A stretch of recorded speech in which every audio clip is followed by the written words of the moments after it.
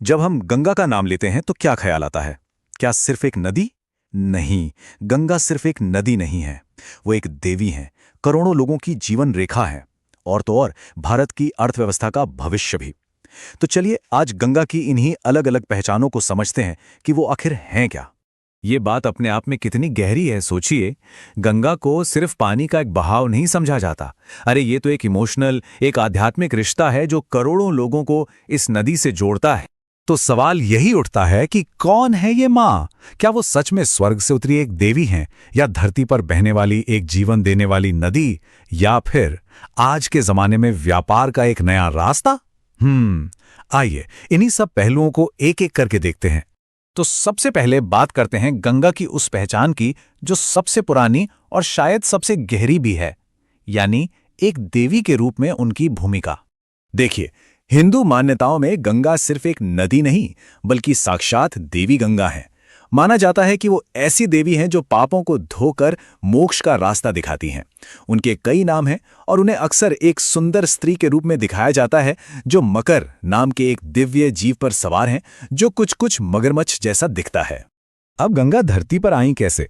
इसकी कहानी भी बड़ी दिलचस्प है। सब कुछ शुरू होता है राजा भगीरथ की तपस्या से। ब्रह्मा जी उनकी तपस्या से खुश होकर मान तो जाते हैं, पर एक दिक्कत थी। गंगा का बहाव, उनकी शक्ति इतनी ज्यादा थी कि अगर वो सीधे स्वर्ग से धरती पर आती तो सब कुछ तबाह हो जाता। तब भगवान शिव आगे आए। उन्होंने गंगा को अपनी जटाओं में रोक लिया और फिर धीरे धीरे उन्हें धरती पर बहने दिया। यही वजह है कि गंगा के उद्गम को इतना पवित्र माना जाता है।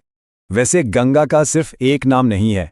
राजा भगीरथ उन्हें धरती पर लाए तो उनका नाम पड़ा भगीरथी।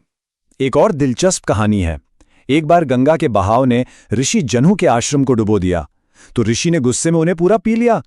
बाद में देवताओं के कहने पर उन्होंने गंगा को अपने कान से बाहर निकाला। तब से उनका नाम जाह्नवी भी पड़ गया। और क्योंकि वो तीनों लोकों स्वर्ग, पृथ्वी और पाताल में बहती हैं, इसलिए उन्हें त्रिपथगा भी कहते हैं। तो ये तो हुई देवी गंगा की दिव्य कहानी। चलिए अब उनके भौतिक रूप को देखते हैं, मतलब वो नदी जो सचमुच असलियत में करोड़ों लोगों को जिंदगी देती है। जरा इस नंबर पे गौर कीजिए, 40%। भारत की 40% आबादी को पानी गंगा से मिलता है। ये बहुत बड़ी संख्या है। ये दिखाता है कि ये नदी सिर्फ आस्था का सवाल नहीं है, बल्कि करोड़ों लोगों के लिए जिंदा रहने की बुनियादी जरूरत है। तो असल में धरती पर गंगा की यात्रा शुरू होती है गंगोत्री ग्लेशियर से, जहां से वो भगीरथी के नाम से निकलती हैं। फिर आगे जाकर देवप्रयाग नाम की जगह पर जब भगीरथी और अलकनंदा का संगम होता है, तब जाकर इस महान नदी को अपना नाम गंगा मिलता है। और हाँ, देवप्रयाग असल में 5 पवित्र संगमों में से एक है। इन्हें मिलाकर पंचप्रयाग कहा जाता है, और ये सभी उत्तराखंड में हैं। विष्णुप्रयाग, नंदप्रयाग, कर्णप्रयाग, रुद्रप्रयाग और आखिर में देवप्रयाग। जब इन 5 जगहों पर नदियां मिल जाती हैं, तब जाकर गंगा पूरे वेग से पहाड़ों से उतरकर मैदानों की तरफ बहना शुरू करती हैं। अब सोचिए, गंगा का जो बेसिन है, मतलब जहां जहां इसका पानी पहुंचता है, वो दुनिया के सबसे घनी आबादी वाले इलाकों में से एक है। ये नदी पीने का पानी देती है, खेती के लिए सिंचाई का पानी देती है, यहां तक कि मछली पालन और धार्मिक टूरिज्म सब कुछ इसी नदी पर टिका है। तो साफ है, ये सच में एक लाइफलाइन है। अच्छा, अब आते हैं गंगा की एक बिल्कुल नई पहचान पर, एक ऐसी पहचान जो आज के जमाने की है। गंगा अब एक मॉडर्न इकोनॉमिक आर्टरी, यानी एक आर्थिक धमनी बनने जा रही है जो व्यापार और तरक्की को रफ्तार देगी। ये जानना बड़ा दिलचस्प है कि आज से 100-150 साल पहले तक गंगा एक बहुत बिजी वाटरवे यानी जलमार्ग हुआ करती थी, पर फिर रेलवे आ गई और धीरे धीरे इसका इस्तेमाल बंद हो गया। लेकिन अब सरकार इसे नेशनल वाटरवे 1 के तौर पर फिर से जिंदा कर रही है, ताकि ये नॉर्थ इंडिया के लिए सामान ढोने का एक मेन रास्ता बन सके। और ये कोई छोटा मोटा प्रोजेक्ट नहीं है। इसका अंदाजा इस रकम से लगाइए। वर्ल्ड बैंक इस वाटरवे को बनाने के लिए $375 मिलियन की फंडिंग कर रहा है। ये बहुत बड़ा इन्वेस्टमेंट है, जो दिखाता है कि आर्थिक तौर पर ये कितना अहम है। अब ये चार्ट देखिए, ये पूरी कहानी साफ कर देता है। इस इलाके में हर साल करीब 370 मिलियन टन सामान की ढुलाई होती है, और उसमें से पानी के रास्ते कितना जाता है? सिर्फ 5 मिलियन टन। सोचिए कितना बड़ा गैप है, और यही गैप एक बहुत बड़ा मौका भी है। इसी मौके को इस प्रोजेक्ट के जरिए भुनाने की कोशिश हो रही है। तो ये वाटरवे हल्दिया से वाराणसी तक कुल 1360 किलोमीटर लंबा होगा। इसके साथ साथ नए कार्गो टर्मिनल्स भी बनाए जाएंगे। और सबसे अच्छी बात यह है कि इस प्रोजेक्ट में इकोलॉजी का यानी पर्यावरण का भी ध्यान रखा जा रहा है। कोशिश यह है कि प्रकृति के साथ मिलकर काम किया जाए। तो हमने गंगा के 3 रूप देखे, एक देवी, एक जीवन रेखा और एक आर्थिक धमनी। लेकिन अब बात करते हैं चौथे और सबसे चिंताजनक पहलू की, यानी वो गंगा जो खुद क्लाइमेट चेंज का शिकार हो रही है।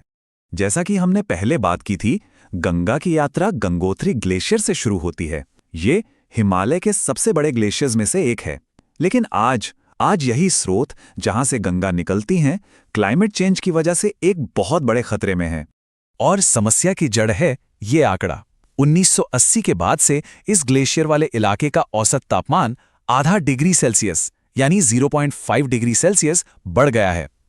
अब सुनने में शायद कम लगे, लेकिन इतने नाजुक इकोसिस्टम के लिए ये एक बहुत बड़ा और खतरनाक बदलाव है।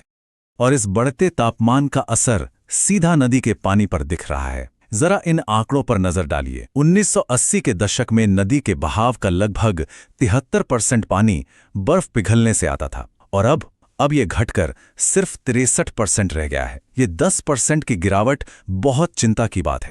और ये इसका जीता जागता सबूत है। गंगोत्री ग्लेशियर की मोटाई हर साल औसतन 46 सेंटीमीटर कम हो रही है। मतलब ग्लेशियर लगातार सिकुड़ रहा है, जो ये बताता है कि हम लंबी अवधि में अपनी बर्फ खो रहे हैं। तो फिर इसका नतीजा क्या होगा? सीधा सा मतलब ये है कि आने वाले समय में करोड़ों लोगों के लिए पानी की सुरक्षा खतरे में पड़ सकती है। चाहे वो खेती के लिए हो, हाइड्रो पावर यानी बिजली बनाने के लिए हो, या फिर हमारे रोजमर्रा के इस्तेमाल के लिए। तो हमने गंगा की 4 अलग अलग पहचानों को देखा। एक तरफ वो पूजनीय देवी हैं, तो दूसरी तरफ वो एक जरूरी जीवन रेखा हैं। एक तरफ वो एक नई आर्थिक धमनी बन रही हैं, तो वहीं दूसरी तरफ वो खुद खतरे में हैं। और यहीं आकर खड़ा होता है आज का सबसे बड़ा सवाल। क्या ये चारों पहचानें एक साथ चल सकती हैं?